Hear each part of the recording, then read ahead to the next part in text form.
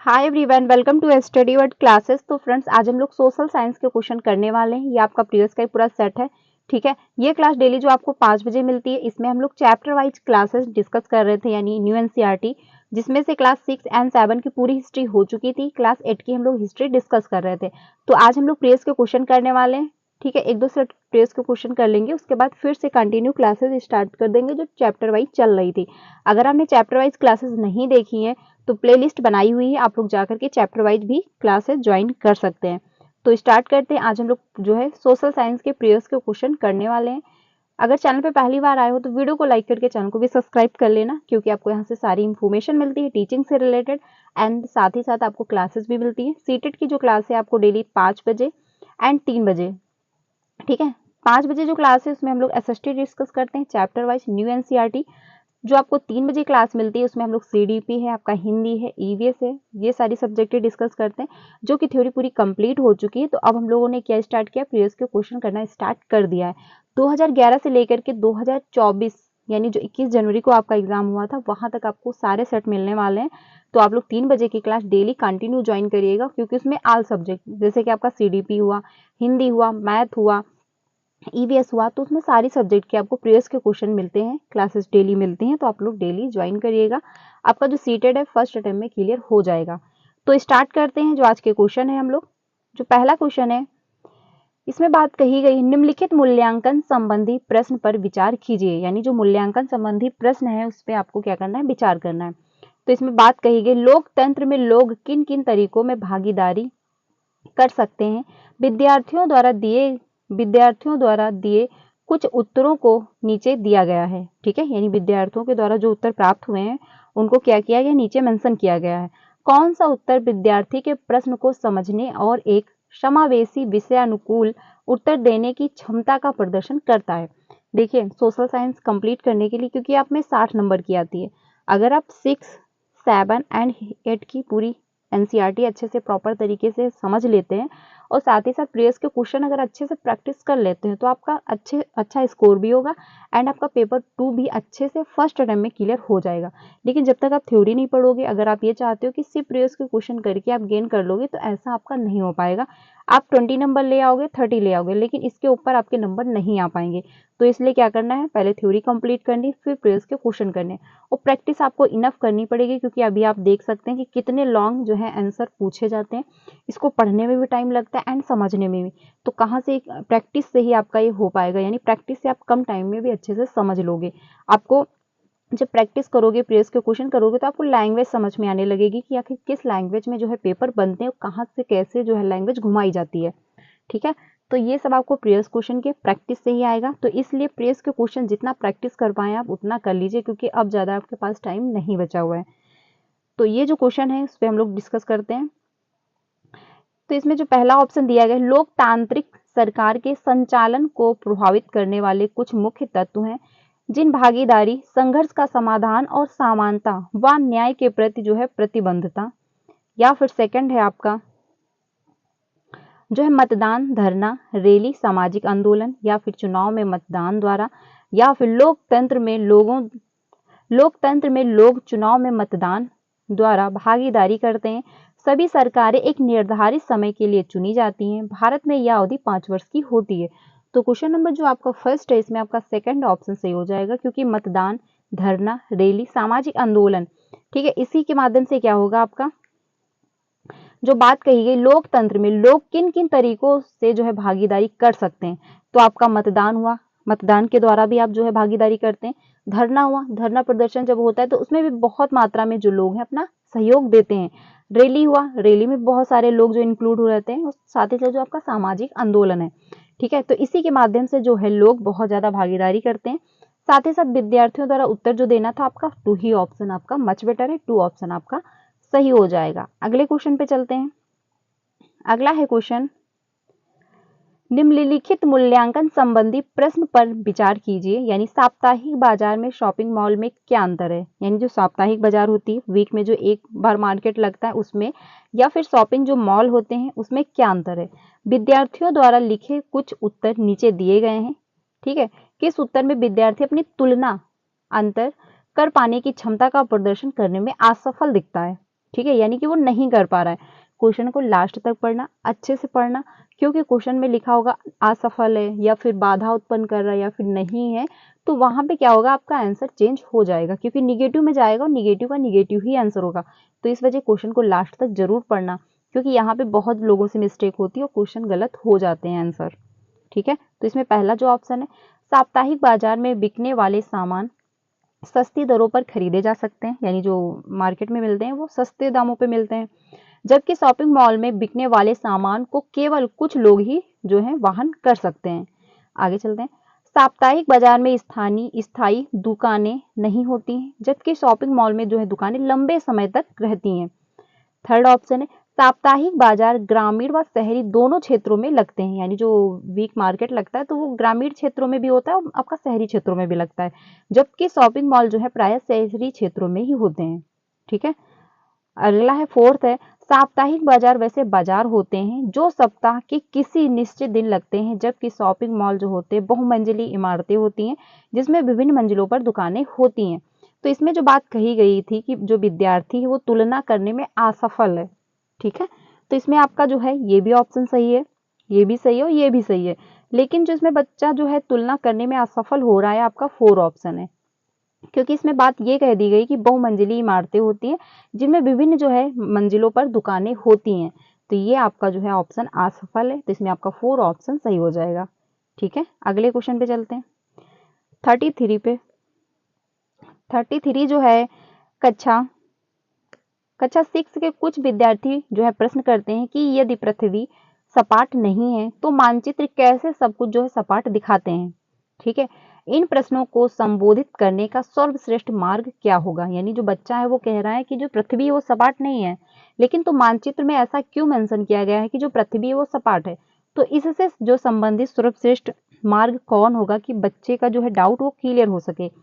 तो पहला ऑप्शन है, सजीवता के साथ ही यह दिखाना कि कैसे मानचित्र और ग्लोब हमारी पृथ्वी से मिलते जुलते हैं, या फिर विद्यार्थियों को आपका मतलब मानचित्र दिखाना, या फिर उन्हें स्वयं ही कारण पता करने के लिए कहना, या मतलब कि आप खुद ही जाके अपना इसका रीजन पता करिए, या फिर विद्यार्थियों को ग्लोब दिखाना। तो इसमें जो आपका ऑप्शन हो जाएगा 33 का फर्स्ट ऑप्शन सही हो जाएगा, क्योंकि सजीवता के साथ यह दिखाना कि मानचित्र और ग्लोब हमारी पृथ्वी से मिलते जुलते हैं, यानी मानचित्र पे जो बना हुआ है एंड जो ग्लोब है वो क्या है, हमारी पृथ्वी से मिलता जुलता है। तो इससे क्या होगा कि बच्चे के जब सामने आप मानचित्र रखेंगे एंड ग्लोब रखेंगे तो बच्चे का जो डाउट है वो क्लियर हो जाएगा, तो इसमें आपका फर्स्ट ऑप्शन सही हो जाएगा। अगले क्वेश्चन पे चलते हैं 34 पे। 34 जो है आदर्शन और रीजन का क्वेश्चन है। ठीक है, तो इसमें बात कही गई है जो सामाजिक विज्ञान का कला के साथ परस्पर दृढ़ संबंध है, यानी जो सामाजिक विज्ञान है और कला है क्या है, परस्पर जो है दृढ़ संबंध है। जो इस पर रीजन दिया गया है, चित्रकलाएं, मूर्तिकलाएं, प्रागैतिहासिक शिल्प कृतियां इत्यादि सामाजिक विज्ञान की कई शाखाओं के जो है साक्ष्य प्रमाण को निरूपित करते हैं। ठीक है, तो क्वेश्चन नंबर जो 34 है इसमें आपका फर्स्ट ऑप्शन सही हो जाएगा, यानी ए और आर दोनों सही हैं और सही आर भी जो है वो एक ही सही व्याख्या कर पा रहा है, तो इसमें आपका जो है फर्स्ट ऑप्शन सही हो जाएगा। देखिए ये डाउट मत रखना कि इसका आंसर ये ना होकर के ये होगा, क्योंकि मैं जो भी आंसर आपको बता रही हूँ ऑफिशियल आंसर की से बता रही हूँ, जो सीटेड ने फॉलो किया और जो सीटेड ने खुद आंसर की जो आउट की है। ठीक है, तो ये ध्यान रखना कोई आपके आंसर जो भी मैं आपको बता रही हूँ गलत नहीं है, तो अपना जो है डाउट मत रखना। ठीक है, तो इसमें आपका फर्स्ट ऑप्शन सही हो जाएगा। अगले क्वेश्चन पे चलते हैं 35 पे। 35 है, निम्नलिखित कथनों को पढ़िए।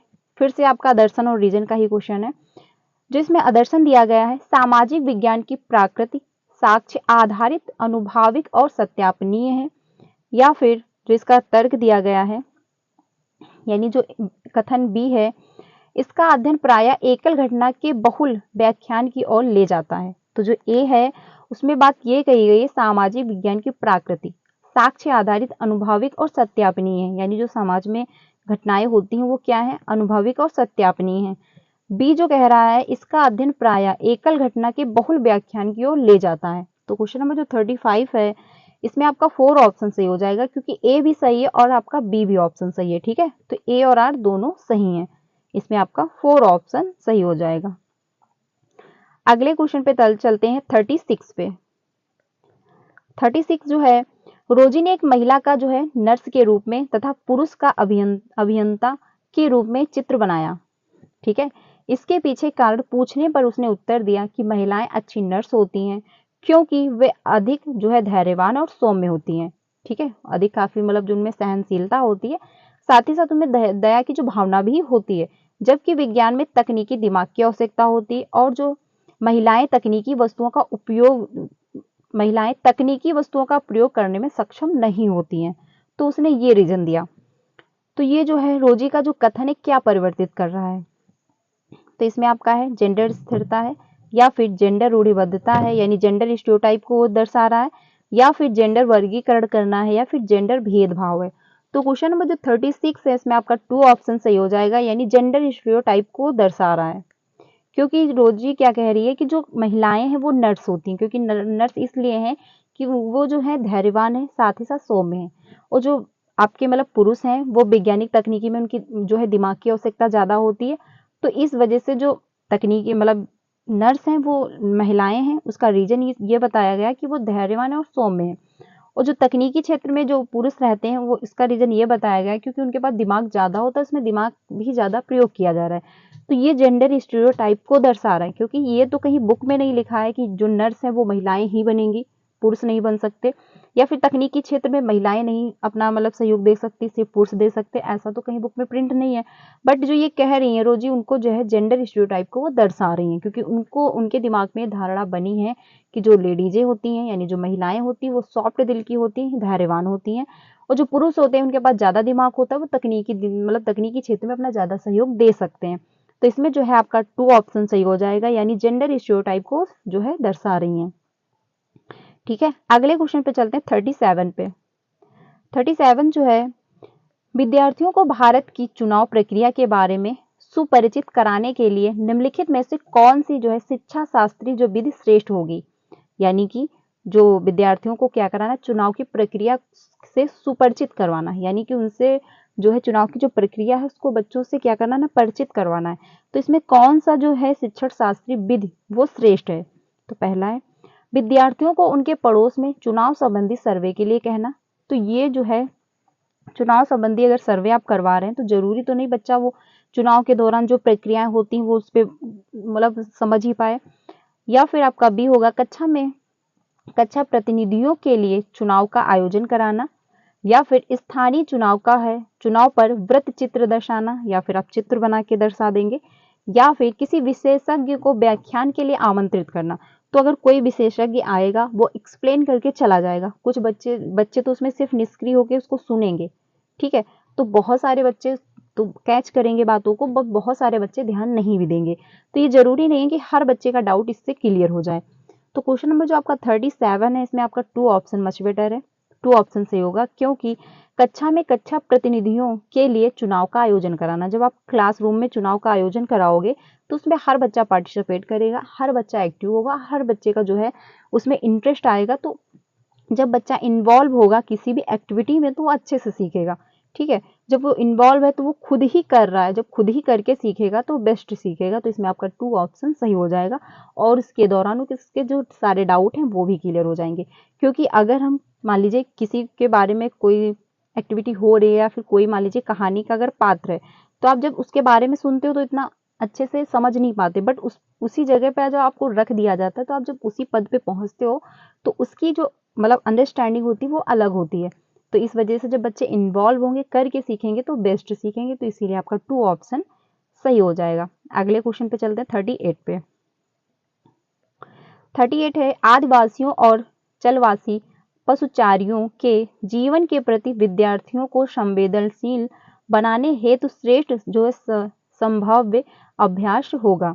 तो पहला है बकरवालों पर चलचित्र अथवा मनचित्र दिखाना, या फिर व्याख्यान एवं सेमिनार, या फिर आदिवासियों और चलवासी पशुचारियों पर जो है सामूहिक चर्चा, या फिर पाठ्य पुस्तक पठन। तो क्वेश्चन नंबर जो 38 है इसमें आपका फर्स्ट ऑप्शन सही हो जाएगा कि वर्ग वालों पर जो है चलचित्र अथवा वृत्त चित्र दिखाना।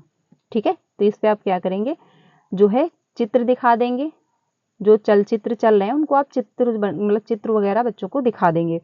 तो उससे क्या होगा कि बच्चे उनके प्रति जो है संवेदनशील बनेंगे। आगे चलते हैं अगले क्वेश्चन पे। तो इसमें जो है आपका फर्स्ट ऑप्शन सही हो जाएगा।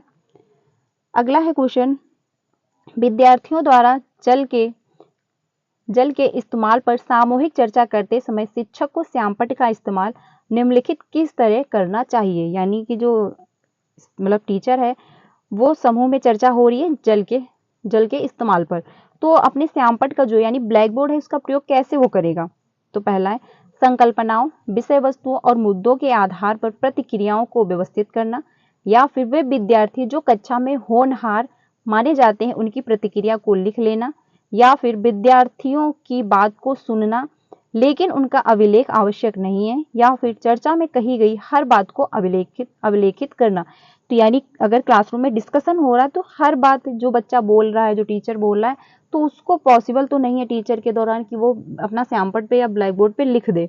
ठीक है, तो इसमें जो आपका ऑप्शन होगा फर्स्ट सही कि संकल्पनाओं, विषय वस्तु और मुद्दों के आधार पर प्रतिक्रियाओं को व्यवस्थित करना। ठीक है, कि जो संकल्पनाएं हैं, जो विषय वस्तु है और जो मुद्दे चल रहे हैं उस पर क्या करना है, प्रतिक्रियाओं को व्यवस्थित करेंगे, व्यवस्थित जो है क्रम में उसको प्रेजेंट करेंगे। तो इसमें आपका जो है फर्स्ट ऑप्शन सही हो जाएगा। आगे चलते हैं अगले क्वेश्चन पे। अगला है क्वेश्चन, आपराधिक न्याय प्रणाली का पाठ खत्म होने पर एक शिक्षक उच्च प्राथमिक कक्षाओं के विद्यार्थियों को जिला न्यायालय ले जाता है। ठीक है, आपराधिक न्याय जो प्रणाली थी वो चैप्टर जब खत्म हुआ तो एक टीचर ने क्या किया, बच्चों को उच्च न्यायालय मतलब जिला न्यायालय ले गया। यह अवलोकन निम्नलिखित में से कौन सा मतलब उद्देश्य पूरा करता है। यानी कि बच्चों को जो वहीं ले जाकर के सामने ही बच्चों को दिखाने लगा कि क्या क्या प्रोसेस वहां पे होता है, तो ये जो अवलोकन हो रहा है, जो बच्चे वहां पे ऑब्जर्व करेंगे, तो ये इसका उद्देश्य क्या होगा। तो पहला ऑप्शन है न्यायालयों के प्रकार का अनुभव करना तथा वकीलों, न्यायाधीशों और कर्मचारियों की भूमिकाओं पर बातचीत करना, या फिर बी होगा न्याय पाने में आने वाली चुनौतियों को दिखाना तथा व्यवस्था के रूप में भय पैदा करना, या फिर विभिन्न मुकदमों में फंसे लोगों की परेशानियों को दिखाकर विद्यार्थियों को डराना और उन्हें कानूनी मामले के लिए प्रोत्साहित करना।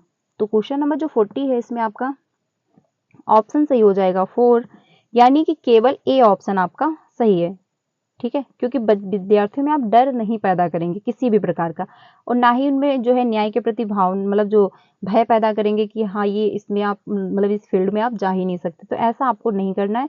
इसमें जो आपका फर्स्ट ऑप्शन सही हो जाएगा, यानी न्यायालयों के प्रकार का अनुभव देंगे बच्चों को, साथ ही साथ वकीलों, न्यायाधीशों और कर्मचारियों की जो भूमिका है, जो उनका जो रोल रहता है उस पर आप डिस्कशन करेंगे, बातचीत करेंगे। तो इसमें आपका 4 ऑप्शन मच बेटर है, खाली ओनली ए आपका जो है ऑप्शन सही है। ठीक है, बाकी ऑप्शन आपके गलत हैं। अगले क्वेश्चन पे चलते हैं। अगला है क्वेश्चन, निम्नलिखित में से कौन सी सामाजिक विज्ञान के संदर्भ में जो है भ्रांत धारणाएं हैं, यानी जो गलत धारणाएं हैं वो कौन सी। यह एक गैर उपयोगी विषय है, सोशल साइंस के संदर्भ में पूछ रहा है। ठीक है, बी है प्राकृतिक विज्ञान सामाजिक विज्ञान से श्रेष्ठ है, या फिर यह अतिशय तथ्यों को रटने पर जो है पुरस्कृत करता है, या फिर सामाजिक विज्ञान में विशेषज्ञता प्राप्त विद्यार्थियों के नौकरी के विकल्प केवल अकादमिक में ही हैं, या फिर। तो इसमें आपका जो ऑप्शन होगा यानी 41 है, इसमें आपका थर्ड ऑप्शन सही है, यानी कि ए भी सही है, बी भी आपका सही है, सी भी सही है, आपका डी भी सही है। ठीक है, तो ये आपके मतलब चारों सही है ऑप्शन, तो इस वजह से आपका थर्ड ऑप्शन सही हो जाएगा 41 का। यानी कि जो विज्ञान है यानी सामाजिक विज्ञान के संदर्भ में भ्रांति धारणाएं जो बनी हुई यानी जो गलत फहमियां बनी हुई हैं वो इस सभी हैं। ठीक है, यानी ये गैर उपयोगी विषय भी है। सामाजिक विज्ञान जो प्राकृतिक विज्ञान और सामाजिक विज्ञान से श्रेष्ठ है ये भी आपका, यह अतिश तथ्यों को रटने पर पुरस्कृत करता है ये भी, तो इसमें आपका थर्ड ऑप्शन सही हो जाएगा। अगले क्वेश्चन पे चलते हैं। अगला है क्वेश्चन, उष्णकटिबंध की संकल्पना को समझने के लिए एक बच्चे को निम्नलिखित संकल्पनाओं ए और डी ए से डी में से किनकी प्राथमिक जानकारी होनी चाहिए। तो आपका पहला है देशांतर, ग्लोब, आतपन, अक्षांश। तो किसकी जो है जानकारी प्राथमिक होनी चाहिए उष्णकटिबंधीय संकल्पना को समझने के लिए। ठीक है, जो उष्णकटिबंधीय होते हैं उनके बारे में समझने के लिए। तो क्वेश्चन नंबर जो 42 है इसमें आपका 2 ऑप्शन सही हो जाएगा, यानी कि ए आपका सही, सॉरी बी आपका सही है, सी सही और डी सही। देशांतर के बारे में जानकारी जो है प्राथमिक नहीं है। बाकी आपका ग्लोब हुआ, जो आतपन है और अक्षांश है, तो इसमें आपका जो है 2 ऑप्शन सही हो जाएगा 42 का। ठीक है, इसमें आपका 2 ऑप्शन सही है। यानी जो उष्णकटिबंधीय संकल्पना है उसको समझने के लिए आपको ग्लोब का भी नॉलेज होना चाहिए। ठीक है, साथ ही साथ आतपन का भी नॉलेज हो और अक्षांश का भी आपको नॉलेज होना चाहिए। तो इसमें आपका 2 ऑप्शन सही हो जाएगा। अगले क्वेश्चन पे चलते हैं, क्वेश्चन नंबर 43 पे। क्वेश्चन नंबर जो 43 है इसमें बात कही गई आदर्शन और रीजन का क्वेश्चन दिया गया है। तो इसमें जो है, एक मिनट, इसमें बात कही गई है जो आदर्शन है, नागरिक शास्त्र से राजनीतिक विज्ञान जो है नामावली में परिवर्तन, समकालीन भारत के मामलों के प्रति ध्यान वापस लाने के लिए था। ठीक है, जो इस पे रीजन दिया गया है, ब्रिटिश राज के प्रति भारतीयों में बढ़ती अनिष्ठा की पृष्ठभूमि में औपनिवेशिक काल के समय भारतीय स्कूल जो है पाठ्यचर्या में नागरिक शास्त्र आया था।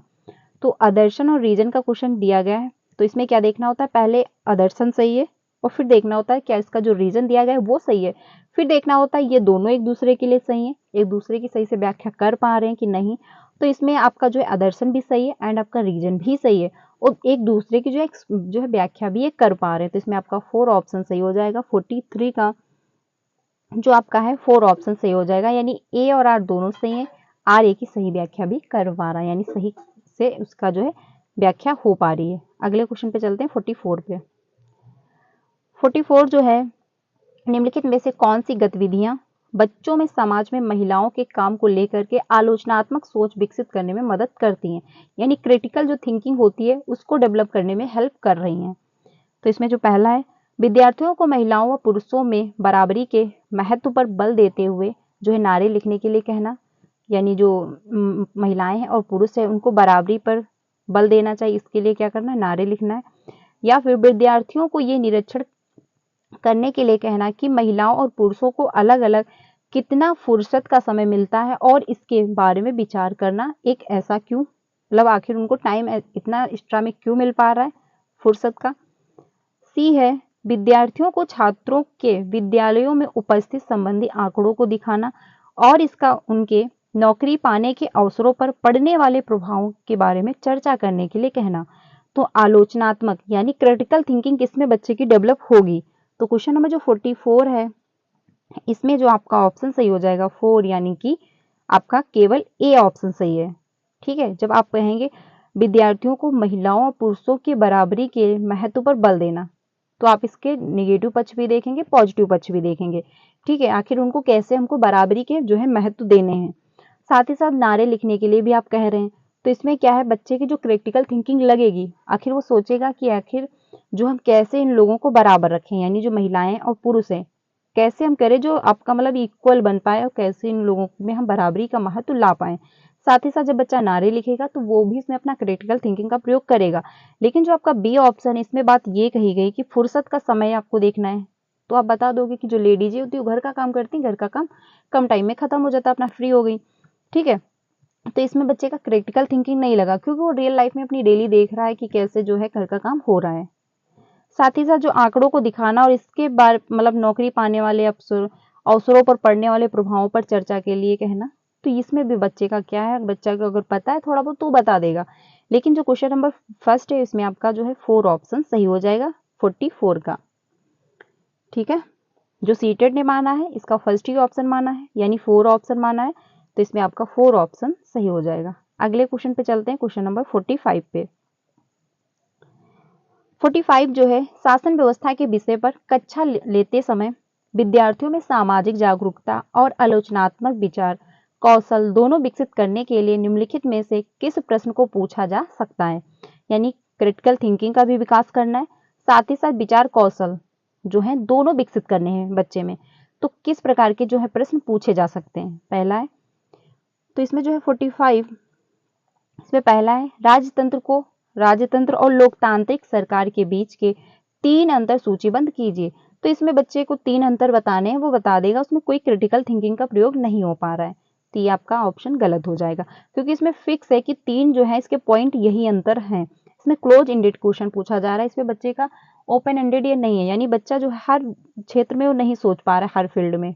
ठीक है, अगला है लोकतांत्रिक सरकार की क्या विशिष्टताएं होती हैं। तो इसमें भी बच्चे को अगर पता है कि उनकी क्या विशिष्टताएं हैं तो बता देगा, बाकी वो अपनी तरफ से एक्स्ट्रा नहीं बता पाएगा कि यानी कि डिफिनेशन है उसके बारे में उसको बताना। अगला है, हमने देखा कि महामारी के दौरान स्वास्थ्य व्यवस्था का बोझ जो है चिकित्सकों और जो अगुआ स्वास्थ्य कर्मियों पर विषम रूप से ज्यादा पड़ा। क्या आपके विचार में बेहतर सेवा शर्तों की मांग को लेकर के सरकार के समक्ष उनका प्रदर्शन करना जायज है? अपने उत्तर का समर्थन कारण सहित दीजिए। तो इसमें जो है बच्चा अपना क्रिटिकल थिंकिंग प्रयोग कर रहा है, साथ ही साथ वो हर चीजें समझेगा।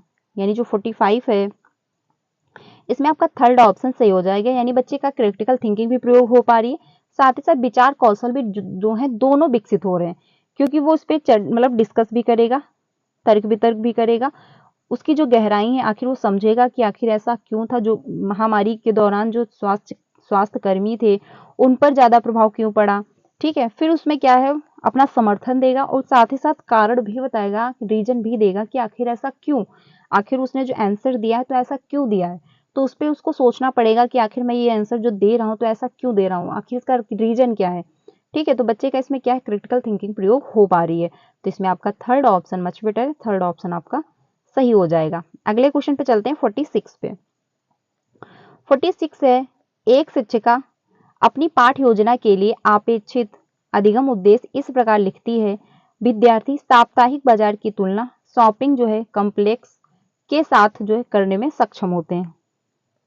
ठीक है, इस उद्देश्य के लिए विद्यार्थियों को अपना डैश डैश प्रदर्शित करने की आवश्यकता होगी। तो पहला अनुप्रयोग, समझ, विश्लेषण और ज्ञान। तो 46 जो है इसमें आपका थर्ड ऑप्शन से हो जाएगा, यानी कि विश्लेषण। बच्चा क्या करेगा, एनालिसिस करेगा, तभी जाके वो हर चीज को एक्सप्लेन कर पाएगा। जब तक एनालिसिस नहीं होगा वो अच्छे से समझ नहीं पाएगा। जैसे कि मैं हर क्लास के बाद आप लोगों से कहती हूँ कि लास्ट में अपना स्कोर जरूर मेंशन करिएगा। उसका मेन कहने का पर्पज ये रहता है कि जब जब आप क्वेश्चन सारे अटेंड करोगे, फिर जब मैं आपसे कहती हूँ कि लास्ट में अपना कमेंट में स्कोर जरूर मेंशन करिए, तो आप समझोगे कि जो 30 क्वेश्चन थे मैंने 30 क्वेश्चन किए, तो इसमें से मेरे कितने सही हुए हैं। ठीक है, आप एनालिसिस भी करोगे। ऐसे क्या होगा, अगर मेंशन करने के लिए ना मैं कहूँ तो आप सिर्फ 30 क्वेश्चन देख लोगे, आपको आंसर पता चल जाएंगे बस। लेकिन जब मैं कहती हूँ तो आप 30 क्वेश्चन पे फोकस करते हो कि हाँ 30 में मेरे कितने 22 सही हो रहे हैं या फिर 23 सही हो रहे हैं, तो आप एनालिसिस कर रहे हो। साथ ही साथ आप ये भी देख रहे हो कि कौन सा क्वेश्चन मेरे से गलत हुआ है, आखिर क्यों गलत हुआ है, कौन से जो थ्योरी का गलत है या फिर कैसे क्वेश्चन पूछा गया, कौन से टॉपिक से क्वेश्चन आया जो मेरे से गलत हुआ है। ठीक है, तो ये आपका एनालिसिस के ही दौरान हो पाता है। तो इसमें जो बच्चा है एनालिसिस करेगा तभी जाके वो प्रदर्शित कर पाएगा। तो इसमें आपका थर्ड ऑप्शन सही हो जाएगा। अगले क्वेश्चन पे चलते हैं 47 पे। 47 जो है, विद्यार्थियों की भारतीय संघवाद की समझ व सराहना की जांच के लिए निम्नलिखित में से कौन सा मूल्यांकन प्रश्न सर्वाधिक उपयोगी है। तो इसमें बात कही गई विद्यार्थियों की भारतीय संघवाद।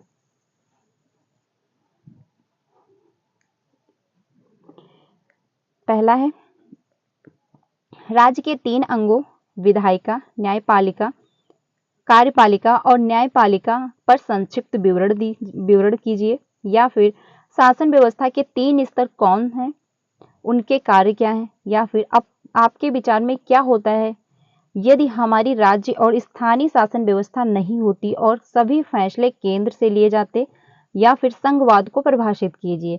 तो इसमें बात ये कही जा रही है कि जांच के लिए निम्नलिखित में से कौन सा मूल्यांकन सर्वाधिक जो है उपयुक्त है। ठीक है, तो इसमें जो है 47 इसमें आपका थर्ड ऑप्शन से हो जाएगा, क्योंकि बात कही गई भारतीय संघवाद की समझ व सराहना के लिए। तो इसमें आपका थर्ड ऑप्शन से होगा, जब पूछा जाएगा आपके विचार में क्या होता है यदि हमारी राज्य और स्थानीय शासन व्यवस्था नहीं होती और जो है सभी फैसले केंद्र के लिए होते, तो इसमें बच्चा क्या है अपना मूल्यांकन करेगा, वो अपना दिमाग लगाएगा कि आखिर ऐसा क्यों होता जो सारे जो फैसले हैं वो केंद्र के हाथ में होते। ठीक है, तो इसमें आपका जो है थर्ड ऑप्शन सही हो जाता है। वो उसके बेनिफिट भी बताता और इसके जो नेगेटिव पक्ष होते वो भी बताता, यानी पॉजिटिव नेगेटिव दोनों पे हो जाता। ठीक है, तो इसमें क्या है आपका थर्ड ऑप्शन सही हो जाएगा। 48 पे चलते हैं। 48 जो है, मूल्यांकन संबंधी निम्नलिखित प्रश्न पर विचार करिए। एक लोकतांत्रिक देश को संविधान की जरूरत क्यों होती है, यानी जो एक लोकतांत्रिक देश होता है उसमें संविधान की आखिर जरूरत क्यों है। ठीक है, निम्नलिखित में से कौन सा उत्तर दर्शाता है कि विद्यार्थी ने प्रश्न को समझा नहीं है। यानी इसमें से एक ऐसा ऑप्शन है जो बच्चा गलत दे रहा है, उसको ये जो क्वेश्चन पूछा गया है उसको नहीं पता है कि मतलब आखिर क्वेश्चन का आंसर क्या होगा, यानी मतलब उसने प्रश्न को सही से समझा नहीं है। तो इसमें पहला है विद्यार्थी सी, संविधान यह सुनिश्चित करता है कि कोई प्रबल समूह अशक्त समूहों पर अपनी शक्ति का प्रयोग नहीं करेगा। यानी कि संविधान जो है ये सूचित करता है, मतलब सुनिश्चित करता है कि जो प्रबल है, यानी जो मतलब हर चीज में हर फील्ड में मजबूत हैं, अच्छे हैं, तो वो जो नीची कास्ट के लोग हैं या फिर जिनकी आर्थिक स्थिति नहीं, जैसे कि आदिवासी लोग, तो उनको किसी भी प्रकार से आप प्रताड़ित नहीं करेंगे। ये संविधान जो है अधिकार देता है, जैसे कि मौलिक अधिकार है, तो सभी व्यक्ति को जो है मौलिक अधिकार प्राप्त है। ये तो नहीं है कि आपकी आर्थिक स्थिति बहुत अच्छी है तो आपको ये अधिकार मिल गए, ऐसा नहीं। जो रूल है वो सभी के लिए बराबर बनाए गए हैं, ठीक है। तो ये संविधान के द्वारा पॉसिबल हो पाया है। अगला है बी, जो है विद्यार्थी बी ने कहा है संविधान हमें एक नियमावली देता है जिसके आधार पर एक देश का शासन किया जाता है। यानी जो नियमावली देता है उसके द्वारा क्या होता है, देश पे आप शासन कर पाते हैं। या फिर विद्यार्थी डी कहता है संविधान में वे नियमित समाविष्ट हैं जो सुनिश्चित करते हैं कि अल्पसंख्यक उस किसी भी चीज से वर्जित ना हो जो बहुसंख्यकों को नियत उपलब्ध है। या फिर आपका 4 होगा विद्यार्थी ए, संविधान उन नियमों को पेश करता है जो हमारी राजनीतिक नेताओं द्वारा सत्ता के दुरुपयोग से रक्षा करते हैं। तो क्वेश्चन नंबर जो 48 है इसमें आपका 2 ऑप्शन सही हो जाएगा कि जो संविधान है हमें एक नियमावली देता है जिसके आधार पर देश का जो है शासन किया जाता है। क्योंकि देश का शासन क्यों किया जाता है इस पे भी हम लोग समझ लेते हैं। यानी जो 48 है इसमें आपका 2 ऑप्शन सही हो जाएगा। यानी जो संविधान के मौलिक अधिकार हैं, तो जो मौलिक अधिकार हैं वो सभी के लिए बराबर हैं। अब उसमें ये तो नहीं कि जो जिसका बैकग्राउंड बहुत अच्छा है तो उसको मौलिक अधिकार एक्स्ट्रा में मिल गए हैं, ऐसा तो नहीं। रूल सभी के लिए बराबर होते हैं। तो जो संविधान है उसके द्वारा हमें नियमावली मिलती है, ठीक है। उसके द्वारा हमें क्या होता है, हमें उसके द्वारा अधिकार मिलते हैं जो सभी के लिए बराबर होते हैं, साथ ही साथ जिसके आधार पर देश का जो है शासन किया जाता है। तो इसमें आपका जो है 2 ऑप्शन सही हो जाएगा कि यानी बच्चा जो है इसमें ही नहीं समझ पाया है प्रश्न को, ठीक है। तो इसमें आपका जो है 2 ऑप्शन सही हो जाएगा कि आखिर बच्चा जो कह रहा है कि संविधान हमें एक नियमावली देता है जिसके आधार पर देश का शासन किया जाता है।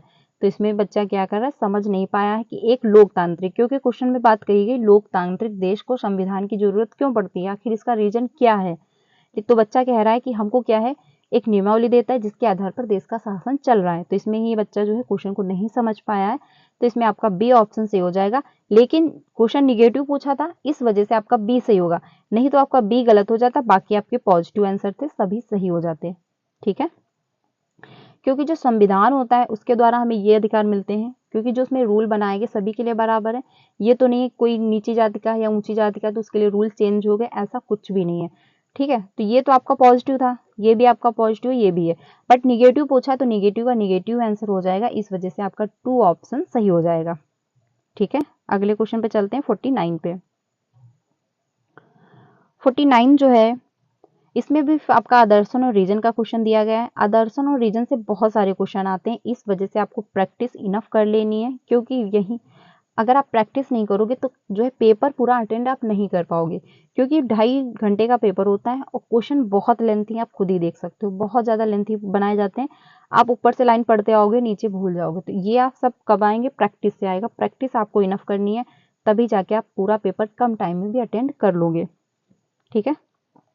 तो आदर्शन जो रीजन का क्वेश्चन है, आदर्शन में बात कही गई विद्यार्थियों को चित्रों के द्वारा दुनिया के अलग अलग क्षेत्रों की भिन्न भिन्न प्रकार की वनस्पतियों के बारे में समझने हेतु जो है कतरन रजिस्टर एक कारगर तरीका है, ठीक है। इसमें जो रीजन दिया गया है, एक कतरन रजिस्टर का मूल्यांकन उसमें इस्तेमाल विभिन्न सामग्रियों के मूल्यांकन के आधार पर ही किया जाना चाहिए। तो जो रीजन दिया गया एंड साथ में जो आपका आदर्शन है, क्या ये दोनों एक दूसरे के लिए सही है या फिर दोनों अपनी अपनी जगह पे सही है। तो क्वेश्चन नंबर जो 49 है इसमें आपका फर्स्ट ऑप्शन सही हो जाएगा। ए तो सही है बट आर जो है वो गलत है, ठीक है। ए जो आपका कहा है कि विद्यार्थियों को चित्रों द्वारा दुनिया के अलग अलग क्षेत्रों की भिन्न भिन्न प्रकार की वनस्पतियों के बारे में समझने हेतु जो है कतरन रजिस्टर जो है एक कारगर तरीका है, यानी एक बेस्ट जो है तरीका है। इसके माध्यम से क्या है, बच्चा जो है विभिन्न प्रकार की जो वनस्पति हैं उनके बारे में समझ जाएगा। लेकिन जो रीजन दिया गया इसमें बात ये कही गई कि एक कतरन रजिस्टर का मूल्यांकन उसमें इस्तेमाल विभिन्न सामग्रियों के मूल्यांकन के आधार पर ही करना चाहिए। तो जहाँ पे फोकस दिया जा रहा है कि इसी के ही माध्यम से होगा, तो इस वजह से आपका जो है तर्क जो दिया गया, वो रीजन जो दिया गया वो गलत है, जो आपका आदर्शन है वो सही है। तो इसमें आपका फर्स्ट ऑप्शन सही हो जाएगा। ठीक है, अगले क्वेश्चन पे चलते हैं 50 पे। अगला है क्वेश्चन, विद्यार्थियों के तथ्यात्मक ज्ञान की जांच के लिए किस तरह के प्रश्न पूछे जा सकते हैं। यानी तथ्यात्मक जो ज्ञान है बच्चे का, तो आप कैसे प्रश्न पूछेंगे जो आपको पता चले कि बच्चे में तथ्यात्मक ज्ञान उपलब्ध है। तो पहला है परिभाषिक शब्दावली का ज्ञान, या फिर वर्गीकरणों और श्रेणियों का ज्ञान, या फिर रणनीतिक ज्ञान, या फिर विषय विशेषज्ञ कौशल का ज्ञान। तो क्वेश्चन में जो आपका 50 है इसमें आपका फर्स्ट ऑप्शन सही हो जाएगा, परिभाषिक शब्दावली का ज्ञान। यानी कि जो परिभाषाएं हैं क्लोज एंडेड, जो अगर आप क्वेश्चन पूछ रहे हैं जिसका फिक्स आंसर है, तो अगर बच्चा उसका आंसर दे पा रहा है तो बच्चे में क्या है, तथ्यात्मक ज्ञान है। ठीक है, तो इसमें आपका फर्स्ट ऑप्शन सही हो जाएगा। लेकिन यहीं पे अगर क्रिटिकल थिंकिंग पूछ लेता है यानी आलोचनात्मक, तो आपका हो जाता है वर्गीकरण यानी वर्गीकरणों। तो इसमें बच्चा क्या कर रहा है, वर्गीकरण अगर करेगा तो तर्क वितर्क करेगा तभी जाके वर्गीकरण कर पाएगा। ठीक है, तो ये आपका हो जाता। लेकिन इसमें पूछा गया तथ्यात्मक ज्ञान, तो आपका फर्स्ट ऑप्शन सही हो जाएगा। अगले क्वेश्चन पे चलते हैं 51 पे। 51 जो है, यदि ग्रीन नीच यामोत्तर समय दोपहर के 12 बजने का है, यानी 12 बजे का है, तो 45 अंश देशांतर पूर्व देशांतर पर क्या समय होगा। यानी यदि ग्रीन विच पर क्या है, दोपहर 12 बजे है। ठीक है, तो 45 अंश पूर्व देशांतर पर क्या समय होगा, ये आपको बताना है। 9 बजे पूर्वाह्न होगा, 3 बजे अपराह्न होगा, या फिर 10 बजे पूर्वाह्न होगा, या फिर 2 बजे अपराह्न होगा। तो इसमें जो आपका 51 है, 2 ऑप्शन सही हो जाए कि 3 बजे अपराह्न आपका समय होगा 45 अंश पूर्व देशांतर में। ठीक है, तो इसमें आपका 2 ऑप्शन सही हो जाएगा 51 का। अगले क्वेश्चन पे चलते हैं 52 पे। 52 है, तटीय क्षेत्रों में समुद्री गुफाएं बनती हैं, समुद्री गुफाओं के निर्माण के लिए उपयुक्त कारण चयन कीजिए।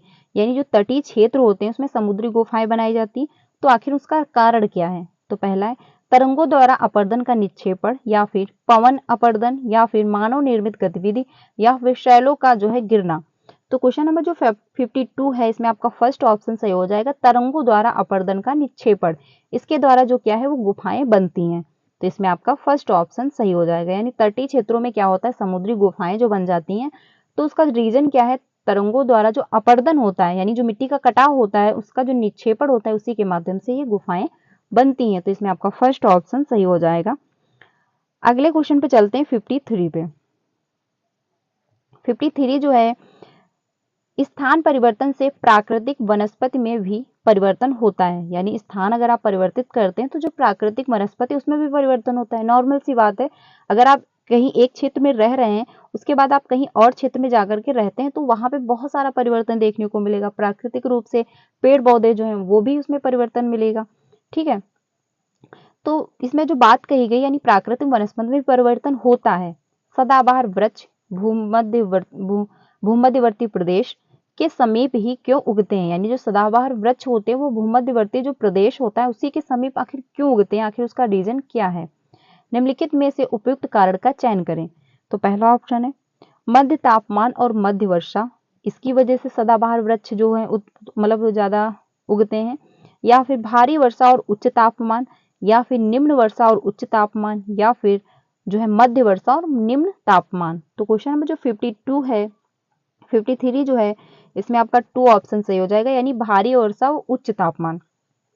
क्योंकि जो भूमध्यवर्ती प्रदेश होता है यानी जो 53 है इसमें आपका 2 ऑप्शन सही हो जाएगा, वहां पे भारी वर्षा भी होती है, साथ ही साथ उच्च तापमान भी पाया जाता है। तो वहां पे क्या है, सदाबहार वृक्ष ज्यादा मात्रा में उगते हैं क्योंकि उनको पानी भी भरपूर मात्रा में मिल रहा होता है, साथ ही साथ तापमान भी मिलता है। अगर जहाँ पे ठंडी बहुत ज्यादा पड़ेगी जैसे कि लद्दाख वगैरह हो गए तो वहां पे पेड़ बहुत नहीं होते हैं क्योंकि वहां पे जो है टेम्परेचर बहुत रहता है 0। तो टेम्परेचर अगर 0 हो तो पेड़ पौधे इतना विकसित नहीं हो पाएंगे। लेकिन जो भूमध्यवर्ती जो प्रदेश होता है उसमें भारी वर्षा भी हो रही होती है एंड साथ ही साथ उसका जो टेम्परेचर है वो भी बहुत ज्यादा हीट कर रहा होता है। तो इस वजह से इसमें जो है सदाबहार वृक्ष बहुत मात्रा में उगते हैं। तो इसमें आपका 2 ऑप्शन सही हो जाएगा। ठीक है, अगले क्वेश्चन पे चलते हैं 54 पे।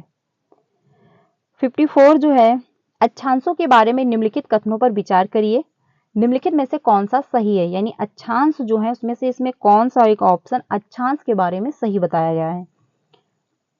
पहला है उत्तर ध्रुवी वृत्त विषुवत रेखा के 23 सही 1/2 अक्षांश उत्तर में स्थित है, या फिर मकर रेखा दक्षिण गोलार्ध से होकर गुजरती है, या फिर दक्षिण ध्रुवीय वृत्त जो है विषुवत रेखा के 23 सही 1/2 जो अक्षांश दक्षिण में स्थित है, या फिर कर्क रेखा दक्षिणी गोलार्ध से होकर गुजरती है। तो क्वेश्चन नंबर जो 54 है इसमें आपका 2 ऑप्शन सही हो जाएगा। मकर रेखा दक्षिणी गोलार्ध से जो है होकर गुजरती है, यानी जो मकर रेखा है वो क्या कर रही है, दक्षिणी गोलार्ध से वो गुजर रही है। ठीक है, तो इसमें आपका 2 ऑप्शन सही हो जाएगा। अक्षांश के बारे में कौन सा कथन सही है, आपका 2 ऑप्शन सही है। अगले क्वेश्चन पे चलते हैं। अगला है क्वेश्चन 55। ग्लोब को 2 बराबर भागों में बांटने के लिए खींची गई काल्पनिक रेखा डैश कहा जाता है, यानी जो काल्पनिक रेखा होती है उसको क्या कहते हैं, विषुवत रेखा कहते हैं, मकर रेखा कहते हैं, या फिर उत्तरी ध्रुव वृत्त कहते हैं, या फिर कर्क रेखा कहते हैं। तो 55 जो है इसमें आपका फर्स्ट ऑप्शन सही हो जाएगा, विषुवत रेखा कहते हैं, यानी कि उसको क्या कहते हैं, इक्वेटर कहते हैं। ठीक है, जो 2 ग्लोब यानी ग्लोब को 2 बराबर, जैसे कि मान लीजिए ये ग्लोब है और इसके 2 भागों में इसको बराबर डिवाइड कर रहा है, तो ये जो रेखा बनी है इसको क्या कहते हैं, इसको विषुवत रेखा कहते हैं, या फिर इसको इक्वेटर रेखा भी कहते हैं। तो ये ध्यान रखना, इसमें आपका फर्स्ट ऑप्शन जो है सही हो जाएगा। ये उत्तरी ध्रुव हो जाता है, ये दक्षिणी ध्रुव हो जाता है। ठीक है, जो दक्षिणी ध्रुव होता है और उत्तरी ध्रुव पे क्या होता है, 6 महीने की रात होती है, 6 महीने का दिन होता है। अगर उत्तरी ध्रुव पे 6 महीने की रात है तो दक्षिणी ध्रुव पर क्या होगा, 6 महीने का दिन होगा।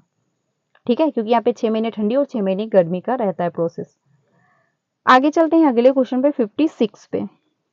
निम्नलिखित में से ग्लोब के बारे में सही कथनों का चयन करें, यानी जो ग्लोब के बारे में सही कथन दिए गए हैं। पहला है ग्लोब पर अक्षांश और देशांतर खींचे गए हैं, यानी जो ग्लोब बनाया गया है उस पर अक्षांश और देशांतर भी खींचे गए हैं, यानी जो ऐसे देशांतर रेखाएं होती है जो अक्षांश रेखाएं हैं, या अपने अक्ष पर झुकी हुई अवस्था में है, या फिर यह पृथ्वी का वास्तविक प्रतिरूप है, या फिर यह अंडाकार आकृति में है। तो इसमें बात कही गई सही कथन का चयन करना है आपको। तो 56 जो है 4 ऑप्शन सही हो जाएगा, यानी कि आपका ए ऑप्शन सही है, बी ऑप्शन सही है एंड आपका सी ऑप्शन भी सही है। लेकिन जो बात कही गई अंडाकार आकृति का होता है ये आपका गलत हो जाएगा, यानी कि डी ऑप्शन आपका गलत है। तो इसमें आपका 4 ऑप्शन सही हो जाएगा, यानी जो ग्लोब है उस पे अक्षांश और देशांतर रेखाएं बनी होती हैं। जैसे कि मान लीजिए ये ग्लोब है आपका, आप मान सकते हैं, तो ये जो होता है आपका देशांतर रेखाएं हो जाती है, उस पे बाकायदा ग्लोब पे जो है देशांतर रेखाएं और अक्षांश रेखाएं बाकायदा बनी हुई होती हैं, और ये आपके जो है अक्षांश रेखाएं हो जाती हैं। ठीक है, तो ग्लोब पर भी ये मेंशन रहती हैं। यह अपने अक्ष पर जो झुकी है, तो ग्लोब भी अपने क्या है, ग्लोब भी आपको झुका हुआ ही देखने को मिलता है। यह पृथ्वी का जो है वास्तविक प्रतिरूप है, तो बिल्कुल सही बात है, पृथ्वी का है क्या है, वास्तविक ही प्रतिरूप होता है ग्लोब। तो इसमें आपका 4 ऑप्शन सही हो जाएगा, ये अंडाकार आकृति का नहीं होता है। अगले क्वेश्चन पे चलते हैं। अगला है 57। समताप मंडल की परिस्थितियां हवाई जहाज उड़ाने के जो है लिए आदर्श होती हैं, यानी जो हवाई जो जहाज उड़ाए जाते हैं वो कहाँ पे, समताप मंडल में उड़ाए जाते हैं, क्योंकि वहां पे जो है मौसम संबंधी कोई घटनाएं नहीं होती हैं। तो मौसम संबंधी जो घटनाएं हैं वो आपकी क्षोभ मंडल पर होती हैं, यानी क्षोभ मंडल जो होता है वहां पर जो है मौसम संबंधी घटनाएं हो रही होती हैं। लेकिन जहाँ पे समताप मंडल होता है वहां पर मौसम संबंधी कोई भी घटना नहीं होती है, तो वहां पर हवाई अड्डे उड़ाए जाते हैं। ठीक है, तो आदर्श होता है। सही कारण का चयन करें, आखिर सही मतलब रीजन आखिर वहां पे क्यों है ऐसा कि जो हवाई अड्डे समताप ही मंडल में उड़ाए जाते हैं, क्षोभ मंडल पे क्यों नहीं उड़ाए जाते। ठीक है, तो पहला इसका है उच्च वायु दाब है, या फिर निम्न वायु दाब है, या फिर बादलों या मौसम संबंधी घटनाओं से मुक्त होना, या फिर आंधी वाली जो परिस्थितियां इसकी वजह से। तो क्वेश्चन नंबर जो 57 है इसमें आपका थर्ड ऑप्शन सही हो जाएगा, यानी बादलों या मौसम संबंधी घटनाओं से वो मुक्त होता है, क्योंकि समताप मंडल में क्या रहता है, किसी भी प्रकार की कोई घटना नहीं होती, यानी ना मौसम संबंधी वहां पे कोई घटना आपको देखने को मिलती है, ना ही बादलों से संबंधित। तो इस वजह से वहां पे क्या है, हवाई अड्डे उड़ाए जाते हैं समताप मंडल पे। तो ध्यान रखना रीजन भी एंड ये भी ध्यान रखना कहाँ पे जो है हवाई अड्डे उड़ाए जाते हैं, कौन से मंडल पर। अगले क्वेश्चन पे चलते हैं 58 पे। निम्नलिखित युगों का सही जो मिलान करना है। कॉलम ए दिया है, कॉलम सेकंड दिया है, यानी column first and second. Ozone परत जो है आपका रेडियो प्रेषण है या फिर मौसम संबंधी घटनाएं और पतली वायु। तो जो ओजोन परत है, क्वेश्चन जो 58 है इसमें आपका 4 ऑप्शन सही होगा, यानी कि ओजोन परत जो है आपका समताप मंडल, ठीक है। और आपका जो है रेडियो प्रेषण ये आपका हो जाएगा वायुमंडल। और आपका जो है मौसम संबंधी घटनाएं कहाँ होती है, क्षोभ मंडल पर होती हैं। और जो पतली वायु होती है ये आपका वही मंडल हो जाएगा, ठीक है। तो इसमें आपका 4 ऑप्शन सही हो जाएगा। ये ध्यान रखना कौन से मंडल पे कौन सी जो घटनाएं होती हैं, क्या किसकी विशेषता है, क्योंकि ऐसे ही मैचिंग में पूछ सकता है। और साथ ही साथ आप लोग मानचित्र भी देखते रहिएगा, यानी जो मैपिंग है उसको भी देखते रहिएगा, वहां से क्वेश्चन आता है, ठीक है। चाहे पेपर 1 की प्रिपरेशन कर रहे हो या पेपर 2 देने वाले हो, क्योंकि पेपर 2 में ज्यादा ही पूछे जाते हैं मानचित्र से क्वेश्चन जो मैपिंग का है, लेकिन पेपर 1 में भी पूछे जाते हैं 1-2 क्वेश्चन, तो आप लोग टाइम से देखते रहिएगा। अगले क्वेश्चन पे चलते हैं। गल्फ स्ट्रीम गर्म महासागरी जो है जलधारा, क्योंकि ये डैश डैश है। तो पहला है ध्रुवों से भूमध्य रेखा की ओर चलती हैं, या फिर अंतभौम से गर्म होती हैं, यानी भूमि के नीचे हैं इसी वजह से वो गर्म होती हैं। गर्म पानी के जो झरनों द्वारा गर्म होती हैं, या फिर भूमध्य रेखा के निकट उत्पन्न होती हैं। तो 59 जो है इसमें आपका 4 ऑप्शन सही हो जाएगा कि भूमध्य रेखा के निकट उत्पन्न होती हैं, ठीक है, जो आपका गर्म महासागरीय जलधारा है। तो इसमें आपका 4 ऑप्शन सही हो जाएगा। आखिर मतलब ये गर्म जो यानी गल्फ स्ट्रीम जो है गर्म महासागरीय जलधारा आखिर क्यों है, तो ये भूमध्य रेखा के निकट उत्पन्न होती इस वजह से ये गर्म होती हैं, क्योंकि वहां पे ज्यादा जो सूर्य की किरणें सीधी पड़ रही होती है भूमध्य रेखा पर, ठीक है। तो इस वजह से ज्यादा हीट होती है, तो इस वजह से ये गर्म जलधाराएं होती हैं। अगले क्वेश्चन पे चलते हैं 60 पे। इसमें भी आपको मैचिंग करना है, ठीक है। कृषि के प्रकार दिए हैं और क्षेत्र और प्रदेश दिए हैं। तो इसमें जो है आपका फर्स्ट दिया गया है स्थानांतरित, ठीक है, कृषि। तो ये आपका हो जाएगा संघनन वाले क्षेत्र, ठीक है। और आपका जो वाणिज्य अनाज कृषि है ये आपका हो जाएगा शीतोष्ण घास मैदान, यानी कि आपका फर्स्ट का जो है थर्ड दिया गया, तो फर्स्ट का थर्ड आपके सेकंड ऑप्शन में।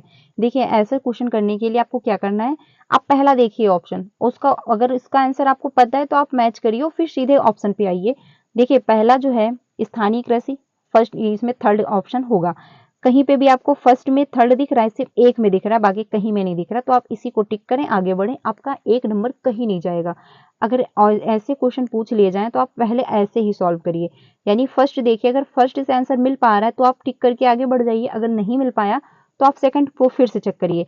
जब सेकंड चेक करेंगे तो इसमें बात कही गई है, आप देख सकते हैं फोर्थ होगा, ठीक है। तो आप इसको फिर से चेक करिए कि आखिर बी का फोर्थ किस में है, तो इसी ऑप्शन में, तो आप ऐसे भी मतलब चेक कर सकते हैं। तो ऐसे जो क्वेश्चन है ऑप्शन वाले आप ऐसे ही चेक करिएगा, कम टाइम में आप चेक कर लोगे, आपका आंसर भी सही होगा और आप कम टाइम लगेगा, ठीक है। तो इसमें आपका जो है 2 ऑप्शन सही हो जाएगा। तो फ्रेंड्स आज के लिए इतना ही रखते हैं, कल हम लोग यहीं से कंटिन्यू करेंगे, क्योंकि इसमें 60 नंबर का ये पेपर आता है। तो हम लोग आज इतने कर लेते हैं, कल हम लोग यहीं से कंटिन्यू करेंगे, यानी कल की क्लास में आपको यहीं से आगे के क्वेश्चन मिलेंगे। तो कल की क्लास को बिल्कुल भी स्किप मत करना, यानी बिल्कुल भी मिस मत करना, कल की क्लास ज्वाइन करना। डेली 5 बजे ये क्लास मिलती है, जिसमें हम लोग डेली क्लासेस करते हैं चैप्टर वाइज, एंड साथ ही साथ अब आपको प्रीवियस के क्वेश्चन भी देखने को मिलेंगे, क्योंकि जो सीटेट एग्जाम है बहुत ज़्यादा टाइम नहीं बचा हुआ है, 1 से 1.5 महीना ही बचा है। तो इस वजह से हम लोग चैप्टर वाइज थ्योरी भी करेंगे, एंड साथ ही साथ टाइम मतलब हफ्ते में 1-2 बार क्या है प्रीवियस के क्वेश्चन भी कर लेंगे। तो कल हम लोग यहीं से कंटिन्यू करेंगे। 30 क्वेश्चन आज मैंने डिस्कस किए और 30 क्वेश्चन मैं कल कवर कर लूंगी। तो कमेंट में अपना स्कोर बताना कि 30 आप कितने आपने सही किए, और कल हम लोग यहीं से कंटिन्यू करेंगे। तो कल की क्लास को बिल्कुल भी मिस मत करना, ज्वाइन करना टाइम से। आपको कल 5 बजे क्लास ही मिलेगी, यहीं से हम लोग स्टार्ट करने वाले हैं, ठीक है। तो आज के लिए इतना ही रखते हैं। वीडियो अच्छी लगी हो यानी क्लास अगर आपको अच्छी लगी हो तो लाइक करना, एंड कमेंट में अपना स्कोर बताना। स्कोर इसलिए बताना कि आप एनालिसिस करोगे कि 30 आपके कितने सही हुए हैं, आखिर कौन सा क्वेश्चन आपसे गलत हुआ है, क्यों गलत हुआ, आखिर उसका रीजन क्या रहा है, ठीक है। तो कमेंट में अपना स्कोर बताइएगा। वीडियो अच्छी लगी हो तो लाइक करना एंड अपने सारे फ्रेंड को भी शेयर करना जो भी सीटेट की प्रिपरेशन कर रहे हो। 3 बजे की क्लास में आपको प्रीवियस के क्वेश्चन मिल रहे हैं, तो वो क्लास आप जो ज्वाइन करिएगा। साथ ही साथ 5 बजे वाली क्लास ज्वाइन करिए। आपका पेपर 1 हो या पेपर 2 दोनों क्वालिफाई हो जाएंगे। अगर आप बीपीएससी की प्रिपरेशन कर रहे हैं तो डेली 2 बजे जो क्लास मिलती है वो आप ज्वाइन कर सकते हैं, क्योंकि उसमें हम लोग chapter wise SCERT classes discuss कर रहे हैं, जहां से आपका जीके जीएस कंप्लीट हो जाएगा। एंड इस टाइम जो क्लासेस मिल रही है वो इंडियन नेशनल मूवमेंट की है, वो बहुत ज़्यादा इंपॉर्टेंट थ्योरी है क्योंकि वहां से क्वेश्चन पूछे जाते हैं। ठीक है, तो आप लोग 2 बजे वाली क्लास ज्वाइन कर सकते हैं और हम लोग जल्दी प्रीवियस के क्वेश्चन करना भी स्टार्ट कर देंगे, क्योंकि इसके पहले प्रीवियस के क्वेश्चन कई करवा चुकी हूँ, तो अगर आपने नहीं देखा तो जाकर के देख सकते हैं। तो फ्रेंड्स आज के लिए इतना ही, मिलते हैं नेक्स्ट वीडियो में, तब तक के लिए ध्यान रखना। वीडियो अच्छी लगी तो लाइक करना, मिलते हैं नेक्स्ट वीडियो में। Thank you.